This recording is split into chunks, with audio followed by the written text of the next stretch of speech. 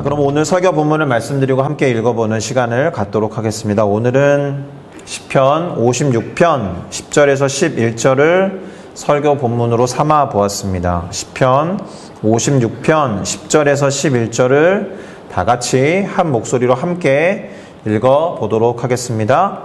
내가 하나님을 의지하여 그의 말씀을 찬송하며 여호와를 의지하여 그의 말씀을 찬송하리이다. 내가 하나님을 의지하였은즉 두려워하지 아니하리니 사람이 내게 어찌하리이까. 아멘. 자, 저는 방금 함께 읽은 이 시편 56편 10절부터 11절 말씀을 가지고 하나님을 의지하면 이런 제목으로 잠시 시편 56편을 살피고 어떻게 우리가 기도해야 할 것인지를 깨닫고 실제로 그렇게 기도해 보려고 합니다. 자, 우선 시편 56편은 역시나 표제목을 갖고 있습니다. 다윗의 믹담시라는 표제목을 갖고 있어요. 일단 믹담이라는 단어가 와닿지 않죠. 믹담이라는 단어는 두 가지로 해석이 되는데 하나는 황금 이런 뜻이에요. 그러니까 믹담시 그러면 황금시가 되는 거죠. 그만큼 이 시가 귀하게 여겨졌다라는 뜻이 될 것입니다. 그리고 두 번째 의미가 조금 더 와닿을 텐데요. 돌 비석에 새겨진 노래 이런 뜻입니다. 보통 비석에는 누군가를 기리기 위해서 뭔가를 적어 놓잖아요. 그 사람의 이름과 존재했던 기간과 또는 그 사람의 좌우명에 해당하는 한 문장 정도를 새겨 놓듯이 모두가 기억하고 기념해야 될 뭔가를 소중하게 생각해서 기록해 놓듯이 이 믹담이라는 단어 아래에는 돌에 새겼다라는 의미가 있습니다. 믹담의 의미가 황금시라고 번역을 하든지 아니면 돌 위에 새겨진 노래라고 하든지 그 의미는 대단히 중요한 무엇 이런 뜻이 되는 거죠. 그리고 부제목이 좀 긴데요.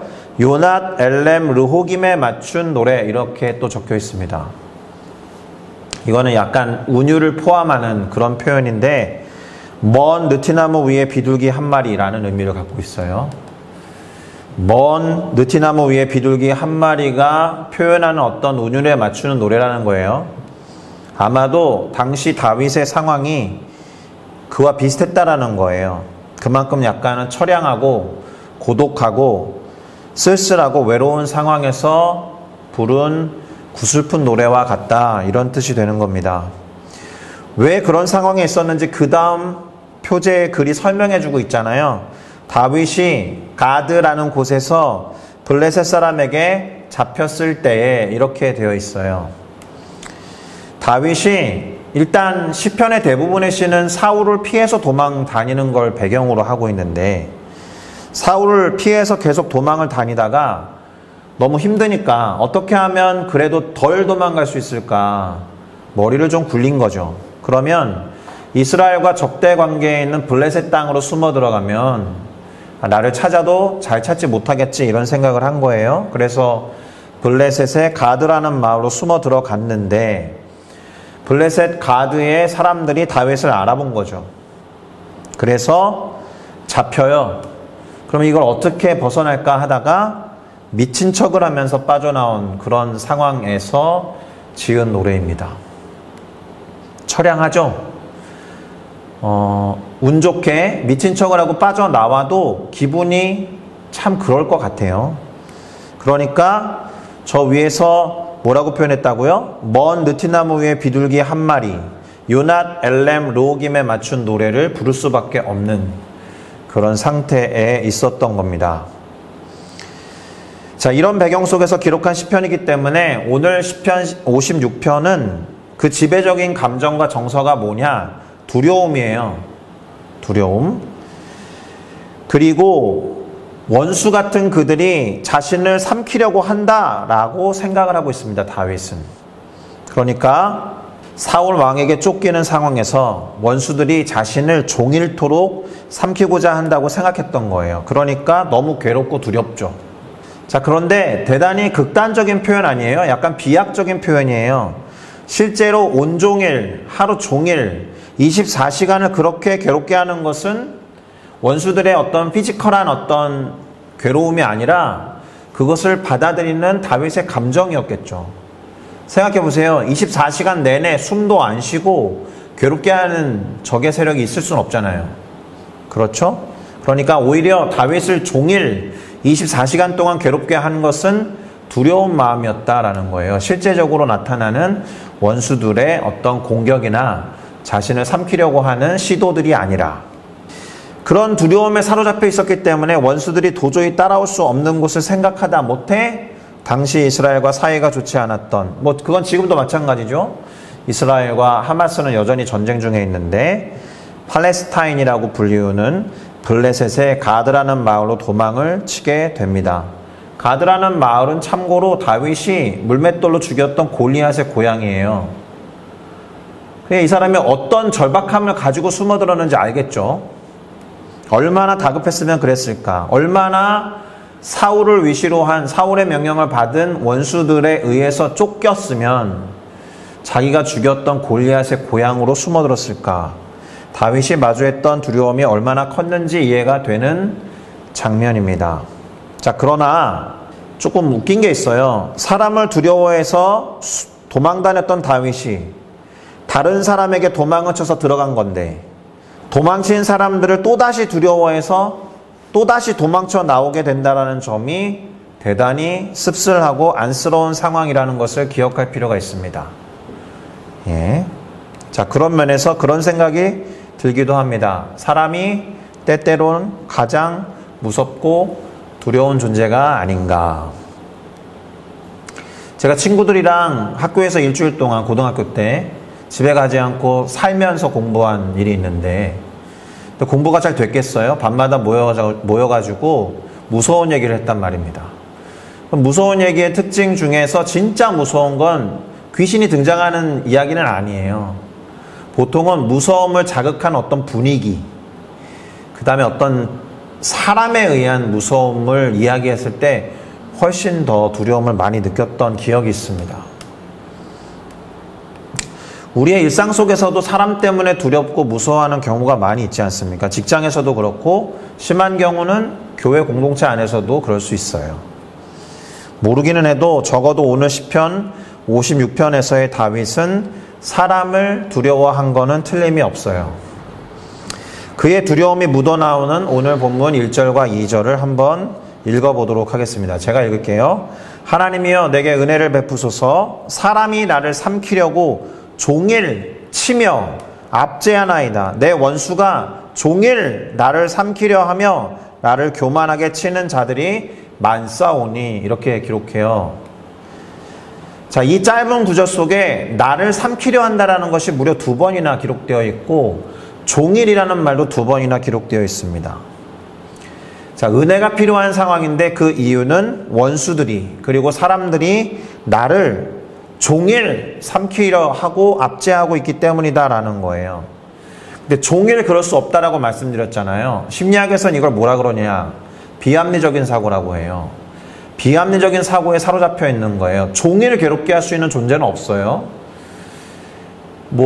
잠깐 쫓아오다가 말아도 어떤 생각이 들어요? 언제 또다시 쫓아올지 모른다라는 두려움이 24시간을 괴롭게 할 수는 있어도 실체적으로 그를 괴롭게 하는 존재가 종일 24시간 괴롭게 할 수 없다라는 말입니다.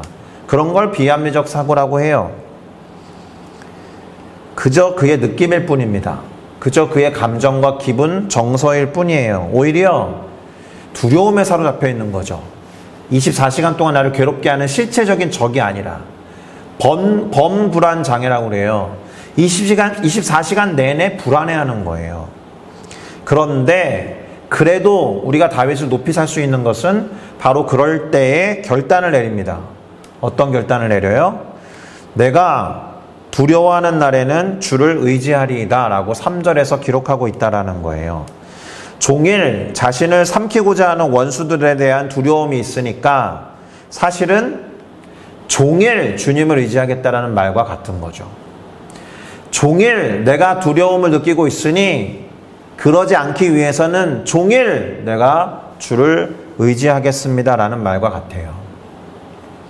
다윗이 사람이 정말 무섭고 원수들에 대한 두려움이 밀려올 때 하나님을 의지하겠다라고 결단하는 이유가 있어야죠. 이것이 오늘 본문 9절에 그가 말한 고백을 통해서 어떤 이유 때문에 그럴 때마다 주님을 의지하겠다라고 했는지가 나와 있는데요. 9절을 한번 읽어 드리도록 하겠습니다. 내가 아뢰는 날에, 무슨 말이에요? 내가 하나님을 의지하는 날에, 이런 뜻이 되겠죠. 내 원수들이 물러가리니 이것으로 하나님이 내 편이심을 내가 알 것이기 때문에 두려움이 밀려올 때면 나는 주님을 의지하겠습니다. 내가 주님을 의지할 때면 원수들이 물러간다는 것을 경험으로 알기 때문에 이렇게 읽히는 구절이에요. 그런데 흥미로운 점이 있죠. 어떤 것이냐? 하나님이 나의 편이라는 것을 다른 이들, 예를 들어서 원수들이 아니라 내가 알겠다라는 거예요. 잘 생각해 보세요.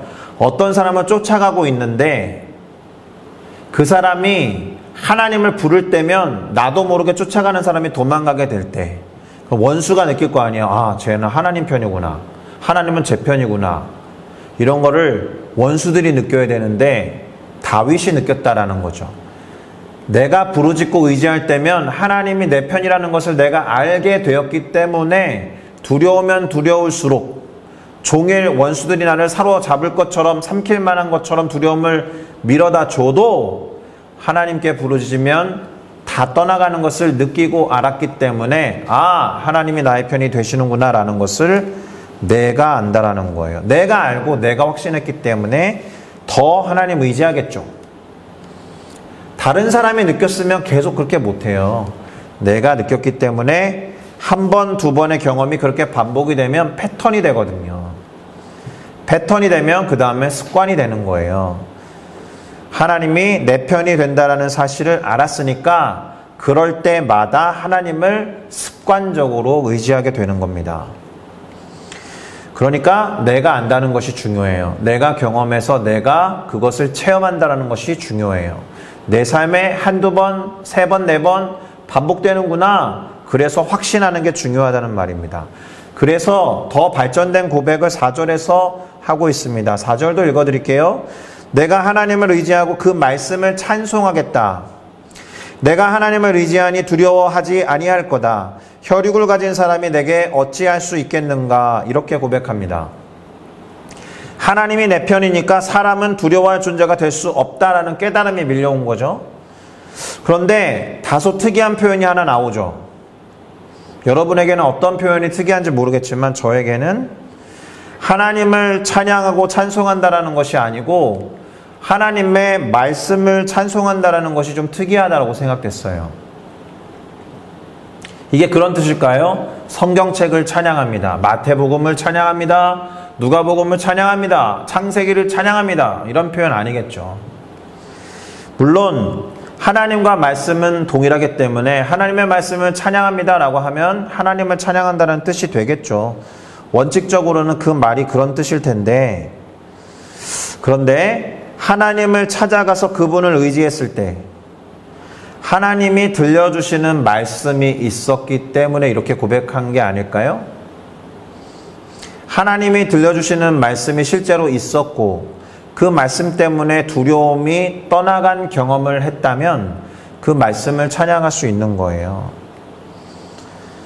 하나님이 이렇게 말씀하셨을 수 있어요. 어쩌면 혈육을 가진 사람이 너를 어떻게 할 수 없어 라는 말씀을 하나님을 의지하고 하나님 앞에 갔을 때 실제로 들려주실 수 있다라는 거예요. 그러니까 그 사람이 혈육을 가진 사람을 내가 어찌 두려워하리요, 혈육을 가진 사람이 내게 어떻게 하리요 라고 말할 수 있었는지도 모른다라는 거예요. 어떻습니까? 그러니까 하나님이 들려주신 말씀 때문에 믿음과 확신이 생겨난 걸 말해요. 하나님이 들려주시는 말씀 때문에 어떤 일을 더 확신 있게 하게 된 경험이 다 있어요? 있다고 믿습니다. 하나님이 주신 말씀 때문에 걱정하고 두려워했다가 마음을 다잡고 다시 결단하고 다시 다짐하게 되는 경우가 지금까지 살아오면서, 지금까지 신앙생활하면서 단 한 번이라도 있느냐? 그럼 다윗이 하나님의 말씀을 찬송합니다라는 이 고백에 어느 정도 동의할 수 있다라는 거예요. 성경에 기록된 말씀이 꼭 나를 향해서 기록한 것 같아. 나를 향하고 있다는 확신이 들었을 때 그건 진짜로 큰 힘이 되거든요. 경험한 적이 있어요? 한 3주 정도 지나면 또 그거 하겠죠? 말씀 뽑기. 2023년에 나에게 주신 말씀을 기억하고 있어요? 그리고 그 말씀 때문에 힘이 나고 그 말씀 때문에 새롭게 결단해서 한 해를 잘 살아왔을까요? 그렇게 했기를 바랍니다. 말씀 뽑기를 하는 이유가 거기에 있는 거예요. 그 수많은 엄청나게 많이 적혀있는 하나님의 말씀 중에서 나를 향해 주신 말씀이 무엇인가 있다라는 그것 때문에, 그 사실 때문에 하나님을 의지할 수 있고 하나님과 함께 한 해를 살아갈 수 있겠구나라는 다짐이 가능한 경우. 그러니까 다윗도 지금 그와 같은 말씀으로 인해서 비록 원수들이 종일토록 그 다윗의 말을 왜곡하는 것 같고 다윗에 대해서 하는 모든 생각이 사악해서 끝도 없이 종일토록 다윗을 치려고 하는 상황에 있을지라도 또 자신의 생명을 얻고자 해하고자 엿보고 어디에 숨었는지 다윗이 도망가는 족족 그 흔적을 쫓아다니는 그런 상황에서도 하나님을 의지할 수 있다라는 거예요. 하나님이 뭔가 들려주신 말씀 때문에. 자, 그럼 다윗이 하나님이 나의 편이 되신다라는 것을 어떻게 느끼고 경험했는지 8절을 한번 읽어보도록 하겠습니다. 8절이 이렇게 기록하거든요. 나의 유리함이 뭐예요? 방황하면서 도망가는 것을 주님이 다 아시지 않습니까? 몇 날을 도망갔고 얼마를 도망갔는지 다 헤아려 아시오니 그때마다 흘린 눈물을 주님 모아보소서. 이것이 주의 책에 기록되어 있지 않습니까? 이렇게 말한 거예요. 대단히 인상적인 표현이죠. 내 눈물을 당신의 병에 담아보십시오. 얼마나 많이 눈물을 흘렸다라는 거예요. 그만큼 눈물을 많이 흘렸다라는 거예요. 그의 도망가는 이유가 대단히 억울했거든요. 대단히 두려웠거든요. 그것을 기억해 달라라는 거예요. 그런데 그런 확신이 있으니까 하나님이 내 편이라는 깨달음이 있는 것이고 계속해서 하나님을 의지할 수 있는 거예요. 주의 책에 기록되어 있을 정도로 하나님이 다 아신다라고 생각하니까.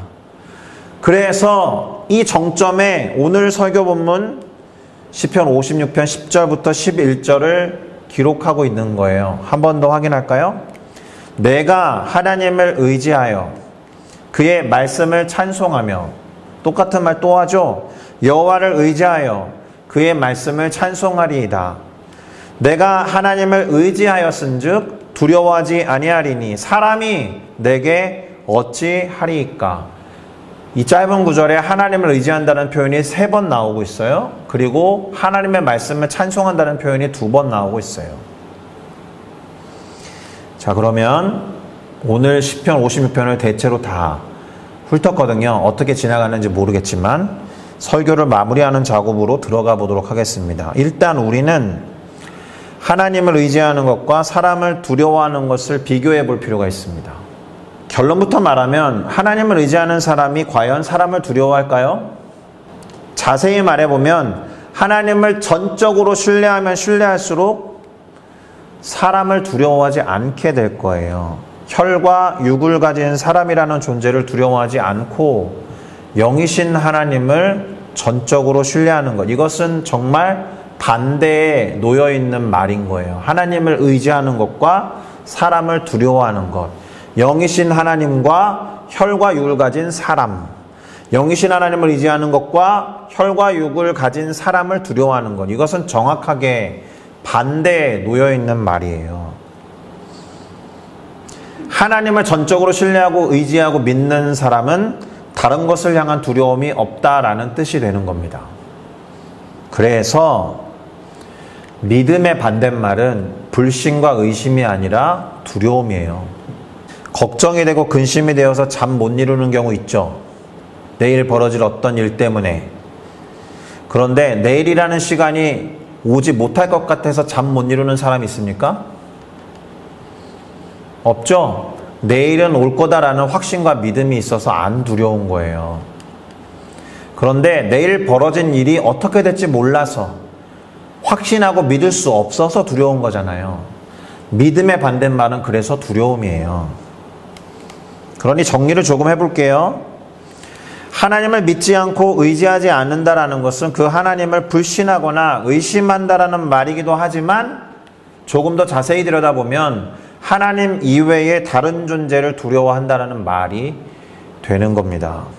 그러니까 사실 오늘 본문에서 살펴보고 있는 다윗도 그가 믿음의 사람이면서 우리가 그렇게 알고 있는 그 사람마저도 하나님을 전적으로 신뢰하지 못한 상태에서 자기를 쫓아오는 사람을 두려워한 나머지 인간적인 방법을 사용하게 된 거예요. 믿음의 사람이었던 다윗조차도 하나님을 온전히 의지하지 못하고 사람을 두려워해서 사람을 피해 도망을 쳤다. 또 다른 사람을 의지해서 그 사람들에게로 숨어들었는데 그 사람들을 또다시 두려워하게 되어서 다시 그 사람들로부터 도망을 쳐야 하는 그런 상황에 놓여있는 시편이었다라는 겁니다.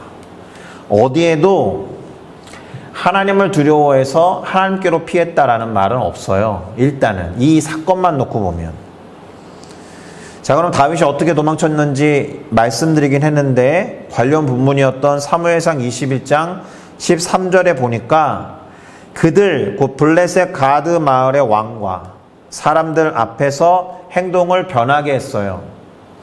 미친 척하고는 대문짝에 몸을 이렇게 기대고 마치 발작을 일으키듯이 몸을 부르르 떤 다음에 침을 흘려버린 거예요. 수염에 다 묻을 정도로. 비참했겠죠. 그래서 어떻습니까?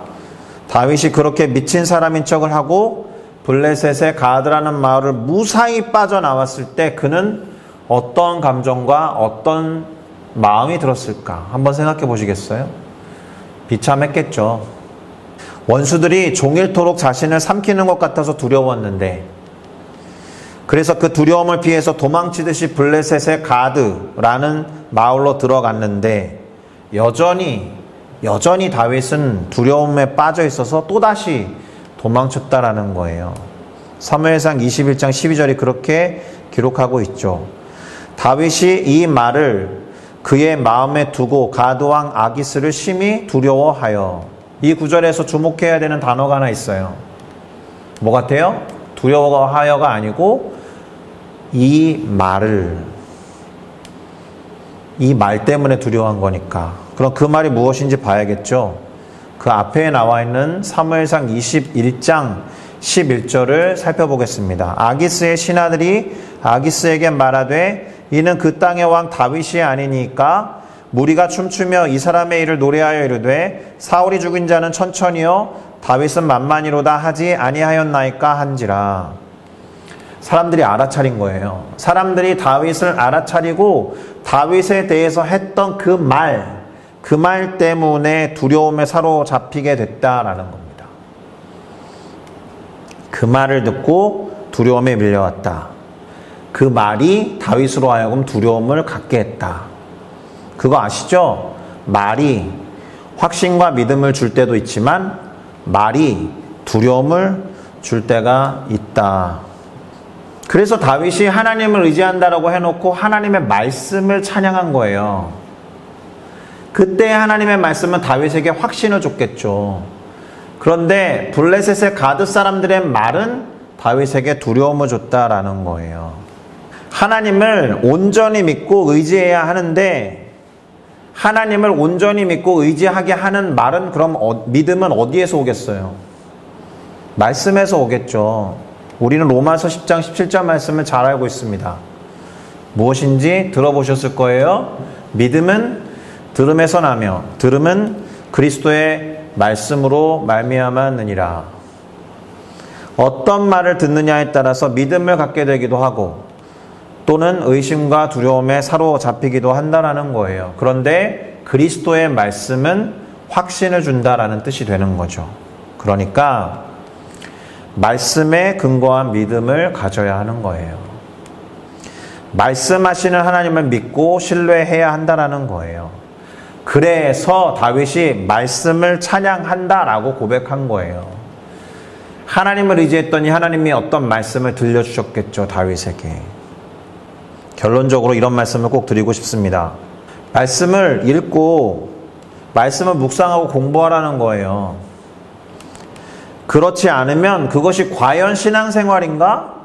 질문을 던져보셔야 돼요. 강하게 도전하고 싶어요? 제발 말씀이 없는 신앙생활을 멈춰주세요. 제발. 얘기를 좀 더 해볼게요. 감정의 기복이 있는 삶과 신앙은 말씀에 근거하지 않기 때문이에요. 그리고 간신히 설교만 듣겠지. 오늘날 설교 듣기 얼마나 좋아요. 유튜브에 검색하면 나오니까. 설교를 들은 뒤에 어떤 평가를 해요? 아, 설교 좋았어. 은혜로웠어. 그런 사적인 평가들을 하죠. 그래서 그분의 설교를 막 계속 즐겨찾기 해서 찾아 듣죠. 그럼 뭐예요? 삶에 어떠한 영향력도 없는데, 감정의 기복은 여전한데, 감정의 기복이 여전해서 그 말씀 계속 따라 듣는데, 그래도 여전히 감정은 기복이 심한데, 기분 따라서 신앙생활의 양상이 변화무쌍하다면 은혜롭다라고 평가했던 그 설교가 과연 영향력이 있는 거예요? 아무리 좋아도, 아무리 은혜로운 설교였다고 해도 그건 실제로 아무런 도움이 되지 않은 거예요. 그러니까 설교가 없는 신앙생활을 떠나라는 말을 한 게 아니에요, 지금. 왜냐하면 설교 안에 말씀이 없는 경우도 있으니까. 말씀이 없는 신앙생활을 제발 멈춰주세요. 말씀을 읽으세요. 말씀을 묵상하세요. 묵상하는 방법이 어려우면 무식하게라도 하세요. 암송해버리면 돼요. 암송하고 반복하는 게 원래 묵상이라는 단어가 갖는 의미예요. 그럼 틈만 나면 외우세요. 그러면 힘들 때 외우고 있는 말씀이 툭툭 튀어나올 거예요. 그 말씀에 근거한 안정감을 가질 때, 그게 진짜 신앙생활이에요. 이따가 오늘 특별하게 기도하고 싶은 기도가 있는데요. 말씀, 정확하게는 성경을 제대로 풀지 않으면서 마치 초자연적인 것으로 사람들을 조종하는 거짓 선지자들이 많아요. 유튜브에도 종종 있어요. 그래서 사람들이 혹하고요. 그 일로 인해서 교회가 쪼개지는 경우도 있어요. 그것을 경계하기 위한 기도를 할 텐데, 결론적으로 다시 한번 말씀드립니다. 성경이 없는, 말씀이 없는 신앙생활을 제발 멈춰주세요. 신앙생활 한다라고 말하지 마시고 성경과 말씀이 있는 제대로 된 신앙생활을 해주시기를 간곡히 부탁드립니다. 기도하겠습니다.